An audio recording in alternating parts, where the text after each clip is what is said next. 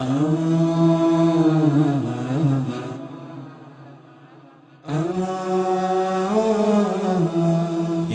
دعوة حق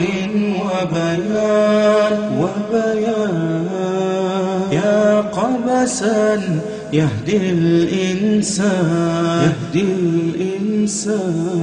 يا قبسا يهدي الإنسان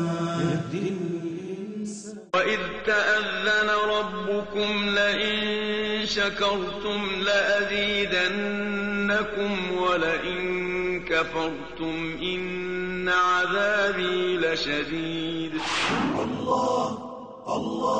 هذا هو التحدي الأصلي الذي قصد الشيطان أنه سوف يصرف الإنسان عن شكر النعمة وسيجعله جاحدا لأنعم الله.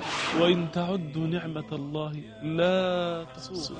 يمين الله ملأى لا يغيضها نفقا سحاء الليل والنهار. جئت أناجيك ربي يا أرحم الراحمين. سبحان الملك كريم ليل ونهار بيعطي. شوف عطاء ربنا قد ايه. وعشان تعرف انه غني كريم ان كل اللي ربنا انفقه من يوم ما خلق السماوات والارض لحد النهارده ما نقصش من اللي عند ربنا حاجه.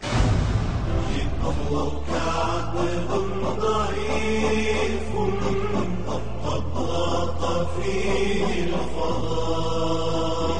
الذي يشعر بشكر نعمة الله هو من يرى النعمة ويرجعها إلى الله ويسندها إلى الله ويعلم أنها من عند الله عز وجل. شاب فقد عينيه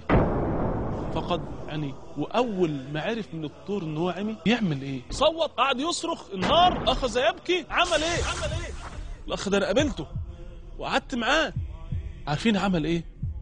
يقول والله خررت ساجدا لله شكرا على هذه النعمة. جئتك أنت ولي وسيدي والرجاء.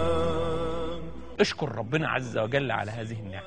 يا ترى هتشكره بإيه وهتشكره إزاي؟ بثلاث حاجات، قواعد. تشكر الله بالقلب، ثم تشكر الله باللسان، ثم تشكر الله بالجوارح. أول حاجة تشكره بالقلب إن أنت تحس إن دي نعمة.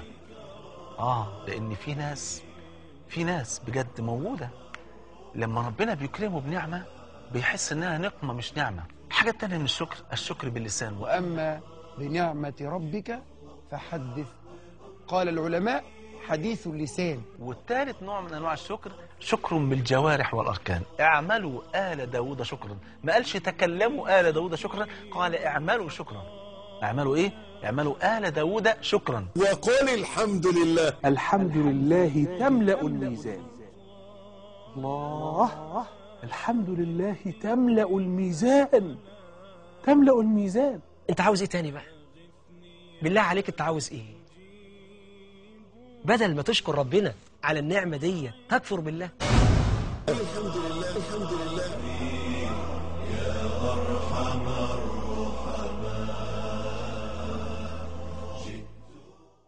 يا دعوة حق